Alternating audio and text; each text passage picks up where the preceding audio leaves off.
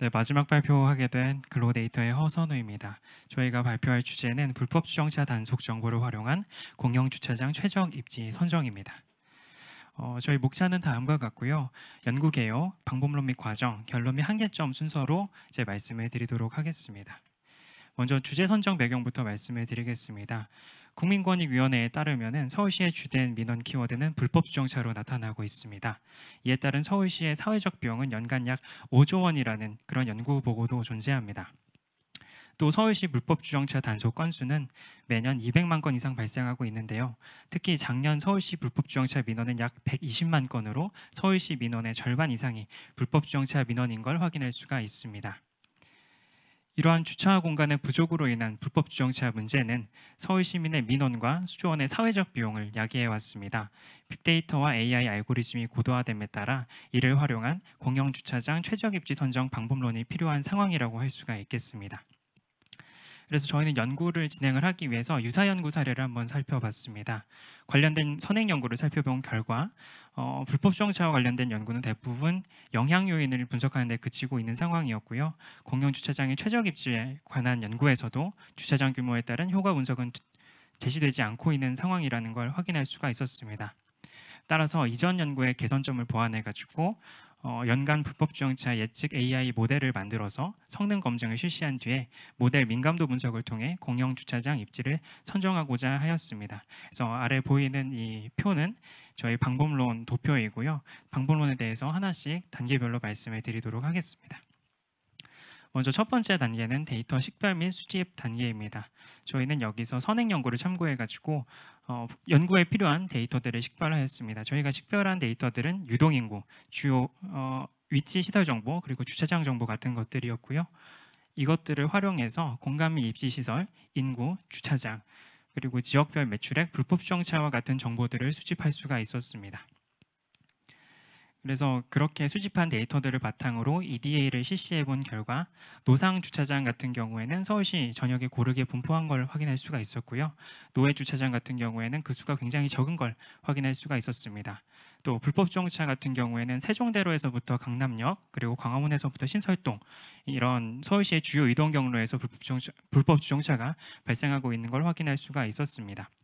그래서 이제 유동인구랑 그 불법 주정차랑 어느 정도 연관관계가 있을 것 같다라는 생각을 해서 추가적으로 EDA를 수행을 해봤는데요. 유동인구랑 불법 주정차를 중심으로 지역 특성을 한번 파악을 해봤습니다. 분석을 해보니까 상업 업무 복합 유형, 상업 중심 유형, 주거 중심 유형과 같은 이런 지역 특성을 구분할 수가 있었고요. 상업 업무 복합 유형 같은 경우에는 유동인구와 불법 주정차가 맞물려 있는 걸 확인할 수가 있었고, 상업 중심 유형 같은 경우에는 유동인구에 비해서 불법 주정차는 좀 적은 그런 지역이라고 할 수가 있겠습니다.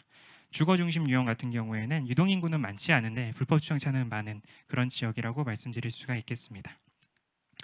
다음으로 저희가 AI 모델을 사용했기 때문에 AI 모델이 이해할 수 있는 상태로 아까 보여드렸던 공간 데이터들을 전처리하는 단계를 꼭 필요로 하고 있습니다. 그래서 공간 데이터 전처리를 통해서 행정동 통계, 그리고 포인트 타입으로 되어 있는 데이터들을 200 by 200 단위의 타일 데이터로 다시 한번 변환을 하고 그 데이터들을 다시 한번 배열로 변환하는 작업을 수행을 하였습니다.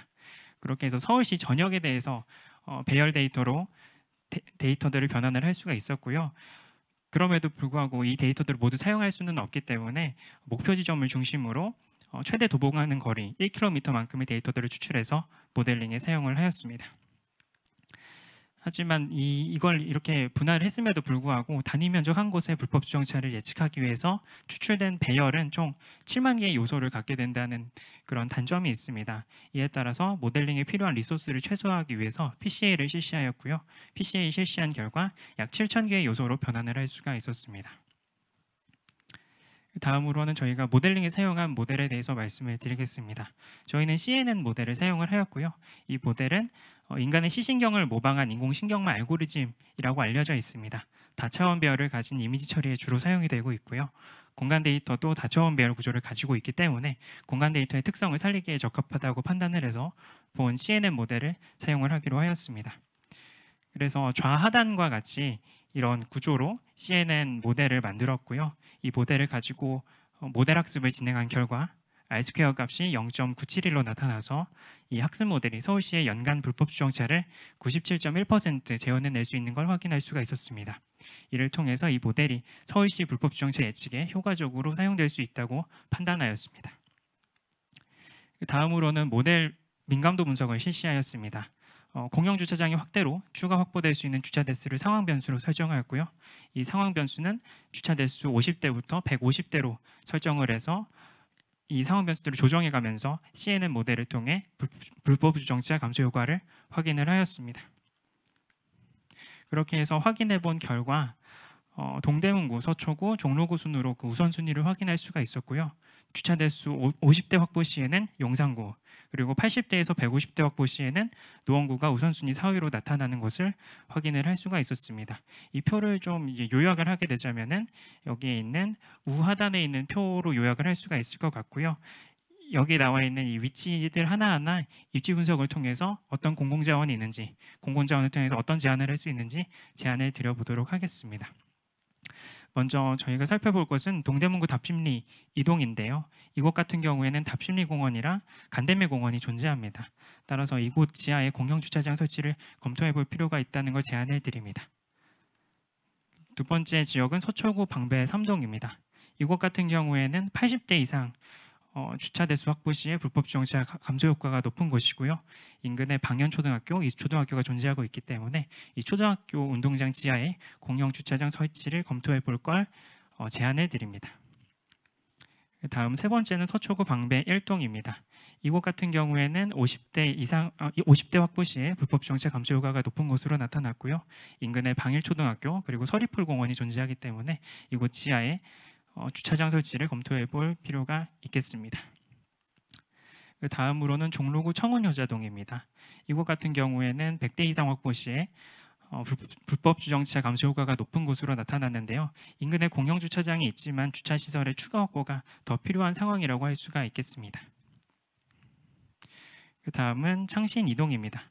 창신 이동 같은 경우에는 주차 대수 80대 이하 확보 시에 불법 주정차 감소 효과가 높은 곳입니다. 낙산공원 내에 공터를 활용한 주차장 추가 설치를 검토해 볼 필요가 있겠습니다. 다음은 노원구 상계 67동 노원구청 앞입니다. 이곳 같은 경우에는 주차 대수 80대 이상 확보 시에 불법 주정차 감소 효과가 높은 곳으로 확인이 되었습니다. 이미 노원구청 내에 공영 주차장이 존재하고는 있지만은 주차 수요를 모두 수용하지 못함에 따라서 지하 공영 주차장 확충을 검토해 볼 필요가 있겠습니다. 그다음 마지막 용산구 보광동입니다. 이곳 같은 경우에는 주차 대수 50대 확보 시에 불법 주정차 감소 효과가 높은 곳으로 나타났습니다. 인근에 폴리텍 대학교가 있는데 이곳과 협약해서 지하 주차장을 보광동 주민센터 방향으로 내는 걸 검토해 볼 필요가 있겠습니다. 이제 기대 효과의 한계점 말씀드리고 발표를 마치도록 하겠습니다. 저희는 민감도 분석을 활용해서 공영 주차장의 최적 입지를 제시하였습니다. 실제 주차장 설치 시 효과를 규모별로 미리 예측해 볼 수 있다는 점이 본 연구의 가장 큰 의의라고 생각이 됩니다. 하지만 한계점도 존재합니다. 연구의 고도화를 위해서 정성적 분석, 경제성 분석, 그리고 XAI 활용 같은 내용들이 추가될 필요가 있겠습니다. 이상으로 발표 마치도록 하겠습니다.